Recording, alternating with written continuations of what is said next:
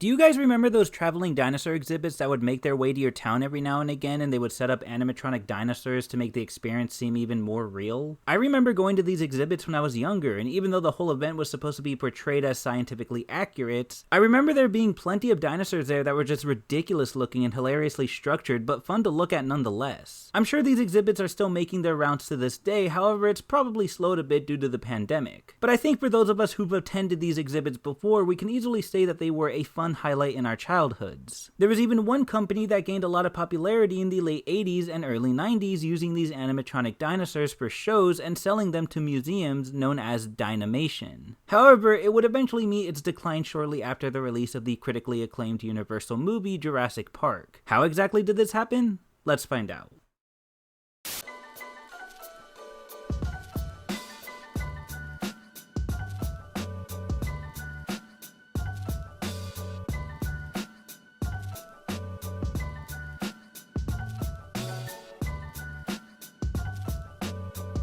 If you're unfamiliar with Dinamation, it is a now defunct company that specialized in creating their very own robotic dinosaurs made of animatronic materials, fiberglass plating, and flexible urethane foam, with the dinosaurs' movements being computer controlled, adding more life to these already real looking dinosaurs. Dinamations would then rent out or sell these animatronics primarily to museums who would use them as display for shows and exhibits. This became an extremely profitable business, however it wasn't what the founder of Dinamation originally intended. Now there's really not a whole lot of information on the founder of Dinamation, or even Dinamation in general, which is weird considering how much they would eventually contribute to museums and even fossil research. But after doing some digging, I ended up finding a very interesting story behind the founder of this company. Our story begins in the early 80s. Before Dinamation, Chris Mays flew commercial airplanes for a living, but would eventually quit this profession, as according to an archived newspaper dating back to 1991 revolving around Dinamation, he said, "I was bored for a number of years flying airplanes. I wasn't using creative energies." So after leaving his job as a pilot, Mays looked around for more opportunities and would eventually find one seemingly out of nowhere. One of Mays' neighbors had pointed out to him of the robotic dinosaurs that were put up for display in Japan, and some of them were on sale. Another one of Mays' neighbors would then suggest for him to buy these robotic dinosaurs from Japan and just use them for profit here in the States by displaying them. And Mays would actually follow through with this suggestion, and it succeeded. He didn't go through this process alone though. He teamed up with a few friends, his brother, and one of his neighbors who all put in money together to buy these robotic dinosaurs. The group of dinosaurs that they would purchase cost around $500,000, and their intentions from there was to display them in malls, fairs, and maybe even do their own thing and travel around and display them in tents. Eventually, they would find out that there is a market for robotic dinosaurs after Mays had donated one of his own, Triceratops specifically, to the Los Angeles Museum of Natural History, and realized that places like this were the places to do business. There was clearly a demand for this kind of display in museums that especially featured the remains of dinosaurs and other prehistoric creatures, because they could easily use these animatronic dinosaurs to place in their exhibits and shows, which are major attractions that bring in a lot of people, thus bringing in a lot of money, making this market very profitable, and Mays saw this and decided to take the opportunity to expand on it. Before he knew it, the company Dinamation was born, and they started their base of operations in Santa Ana, California. But in doing this, they also ran into a few issues. At the time, museums were hesitant to accept these kinds of dinosaurs for display, probably due to their lack of scientific accuracy. And even though Mays and his team had succeeded in renting out their dinosaurs to certain museums and gained a decent profit from them, their animatronics weren't up to the museum standards. So after being pressured by his colleagues and museums, Mays and his team would begin the process of creating their own unique dinosaur animatronics that would be more scientifically accurate. And from here, Dinamation would actually skyrocket in success.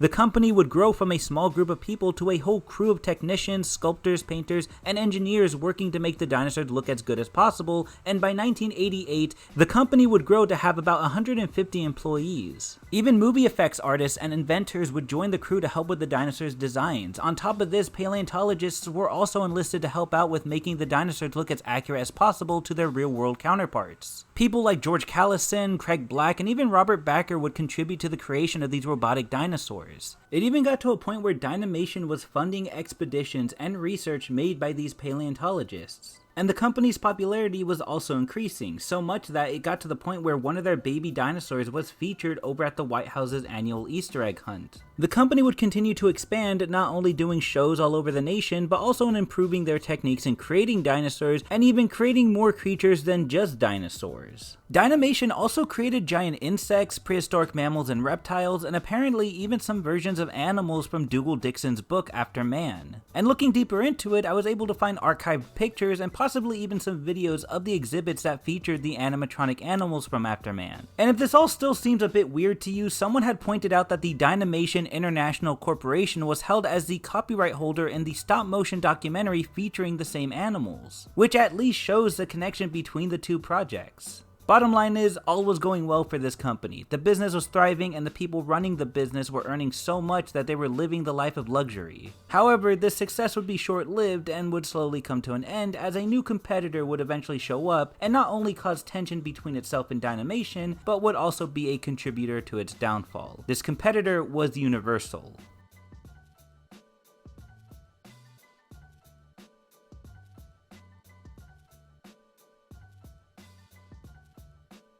The early 90s would spark a dinosaur craze after Universal had come onto the scene to promote one of their upcoming titles, Jurassic Park. And ironically, the start of this craze would mark the beginning of the end for Dinamation. And to give you an idea of how things were between these two companies behind the scenes, there was a sort of incident that had occurred that in itself didn't really have anything to do with the decline of Dinamation, but still contributed in what I can only describe as some sort of rivalry between the two companies. So you know how I mentioned earlier that there had been a bunch of paleontologists that were working alongside Mays and his crew in Dinamations as consultants? Well, one name I forgot to mention was also Jim Kirkland, who is also a paleontologist who's responsible for discovering and naming several different species of dinosaurs, but in this case the most notable one was the Utahraptor in 1991. This kind of discovery was huge for the time because it had been the largest dromaeosaur species ever discovered, and Kirkland realized that this new raptor was closer to the velociraptors in the upcoming Jurassic Park movie than actual velociraptors were. Because as all dinosaur enthusiasts know, velociraptors in real life were not nearly as big as their movie counterparts. But in terms of size, Utahraptor was closer to that, and as a result, he would refer to the raptor as Spielberg's Raptor. Kirkland even wanted to name the Utahraptor after Steven Spielberg, calling it the Utahraptor Spielbergi. I think that's how you pronounce that. Apparently, the reason he wanted to do this was for the sake of publicity, not only to help promote the Jurassic Park movie, but also to help his own organizations because the name Utahraptor would most definitely gain a lot of attention through its association with a big budget title like Jurassic Park. And it seemed like this was going to be a reality until Dinamation stepped in telling Kirkland that he had to change the name. Why? Well, around the same time, Universal was doing something that I can only describe as a dick move. In an attempt to protect their product, if that's what you want to call it, Universal had threatened to sue museums that had the word Jurassic in the title of their exhibits or shows. Now, listen, I'm not going to sit here and pretend I know everything about copyright law, but I'm pretty sure Universal does not own the word Jurassic. It isn't a word they came up with, it is a pre-established word that holds more meaning within the community running these museums that should have had every right to use this word than the entirety of the Jurassic franchise. Yet Universal wanted to go the extra mile in what I can only assume was an attempt to quote-unquote protect their brand. Which is even more ironic when you realize that they had actual paleontologists helping out as consultants on the film. I can only imagine Universal making a move like this was a massive slap to their faces. Now again, maybe there's something I'm missing here, so I won't go on a full-on tangent, but this just rubs me the wrong way and it just feels like unnecessary corporate bullshit. One name that one museum used for their exhibit was something along the lines of Jurassic Jungle, and that was enough for Universal to threaten to sue that museum. And I won't ignore that yes, it is possible that these museums were using the Jurassic name to capitalize off of the upcoming Universal title, but again, Universal does not own the word Jurassic. It just doesn't make any sense to me. Anyways, because Universal had essentially targeted a bunch of Dinamation's clients, it's understandable why Mays and his team didn't want Kirkland, who was working for them at the time, to name his newly discovered raptor after the very person who's directing a movie under that company. So instead, Kirkland made a last-minute change to officially name the Utahraptor Ostrom Maysy, after the Dinamation's founder, Chris Mays, and the man who discovered the Deinonychus, John Ostrom. Now, it seems that Dinamation hadn't taken any major hits from this specific event, but the worst was yet to come. Because in 1993, Jurassic Park would officially be released into theaters all around the world, and everything would take a sudden turn for the Dinamation company.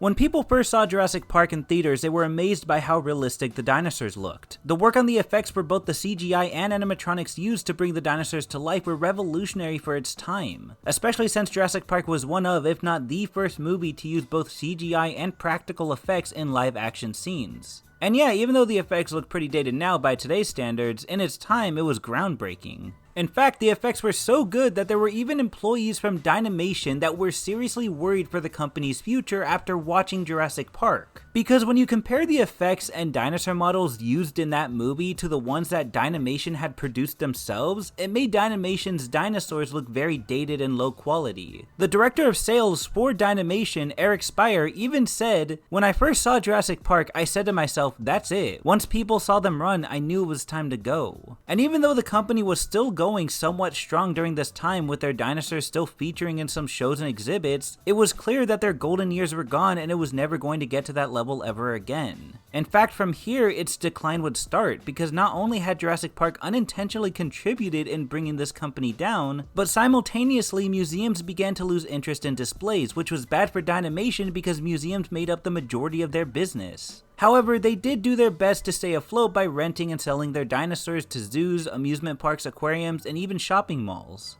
But this wasn't enough, and Dynamation was losing money, not only with the lack of clients, but also from all the payments needed to store and transport their dinosaurs. Money got so low for Mays that he decided to take out a large loan out from a bank in 1996, and use his animatronic dinosaurs as collateral, as altogether they had been worth millions of dollars. But in taking out this loan, this would lead to a series of events that would only make things worse from here for the company. Eventually, 2 years after originally taking out the loan, it was time for Mays to start paying back. But he was unable to meet these obligations and had his friend Melvin Simon from Melvin Simon & Associates step in and help. Every time a payment for the loan that Mays had taken out was due, the bank would be redirected to Simon's team, to which they would then pay off the debts. The relationship between Melvin Simon & Associates and Dynamation is a bit vague, so I can't tell you too much about the behind the scenes of anything that had been going on around this time. But I can only assume that Simon was later reimbursed through what little sales Dynamation would make through their business, but eventually it wouldn't be enough. When Dynamation wasn't able to pay back Simon, Simon had repossessed the animatronic dinosaurs to Mays' dismay. Mays would then work to get his dinosaurs back from Simon and even worked with a group of former employees to make this happen. But by this point, it seems that the dinosaurs had just kinda disappeared, as neither Simon nor Mays knew where they were. How the fuck do you lose $20 million worth of animatronic dinosaurs? But as it turns out, they weren't actually really lost. Apparently, one of Dynamation's former employees had created a database to keep track of all of the dinosaurs. So this person was able to find the location for all of them, but had withheld that information and refused to give anything to Mays because it seems that this former employee was also a victim of not being paid by Mays. So this is what he ended up resorting to in order to get his pay. I couldn't really find any follow-up to this story, but I'm assuming this former employee was never paid and Mays never got to locate his dinosaur animatronics. And from here things get even more vague, but from what I can gather, things ended up taking a very strange turn. There's really not a whole lot of information on things from this point on, but from what I could find on the matter, it seems that Mays and his team of former employees that were mentioned earlier that tried to help him gain back his animatronic dinosaurs had attempted to make a new venture called Dynamay. I have no idea what Dynamay is, and I couldn't really find anything on it. So I couldn't tell you what kind of venture this was supposed to be, but according to an article by the Wall Street Journal on Dynamation, it was created for the sake of gaining enough funds to get their dinosaurs back from Simon before they went missing. He worked in Dynamay through spring of 2001, and that's it. From what my sources are implying, it's almost as if that's the last anyone's heard from Mays. Apparently, he just stopped showing up to work, his phones were all disconnected, and the website that once belonged to Dynamation had been converted into a dating club for divorced men. At least according to this article from the Wall Street Journal, which was published in 2001. Just out of curiosity, I went to go look for this site, which led me to search for it on the Wayback Machine, which, if this is the right website address, now promotes something called Housewife Card Loan. So yeah, it seems that anything that was once part of the official Dynamation site is now lost to time. But that doesn't mean that everything that was once part of the Dynamation company is completely gone or lost.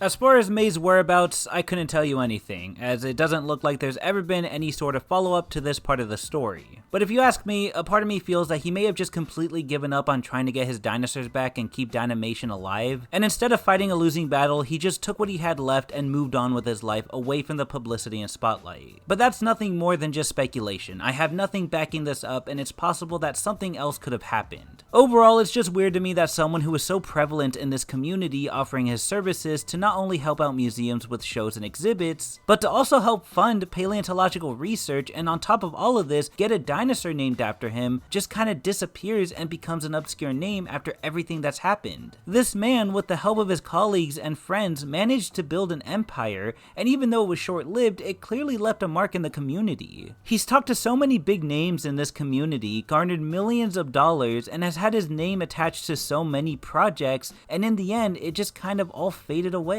But that doesn't mean Mays didn't leave anything behind. If you're wondering about whatever happened to the animatronic dinosaurs left over from the company, a good portion of them did manage to survive. In total, there are about 600 or 700 animatronics left behind, and of those 600 or 700, some of them have been scattered all over the place. Some have made their way throughout various locations in the US, being displayed in museums and exhibits in Nebraska, Colorado, and Texas. In fact, the biggest collection of these dinosaurs are said to be in the possession of Wonderworks in Abilene, Texas. Some of the dinosaurs even made their way overseas in places like Australia, featuring in the Otway Fly in Victoria. And whatever animatronics that were left that didn't manage to find new homes in museums, exhibits, or attractions were either sold off, scrapped, or just completely lost. Dinamation was truly an era of its own, managing to create a spot for itself in the pre-Jurassic Park days, contributing and being a part of all sorts of projects. Its downfall is one that's sad to read about, because even though the end goal of this business, like any other business, was to make money, it also helped in getting a younger audience more in touch with dinosaurs and paleontology as a whole. And the robotic dinosaurs that managed to survive the downfall of Dinamation serves as the company's and Chris Mays' legacy, forever reminding us of the efforts that were put into bringing dinosaurs back to life.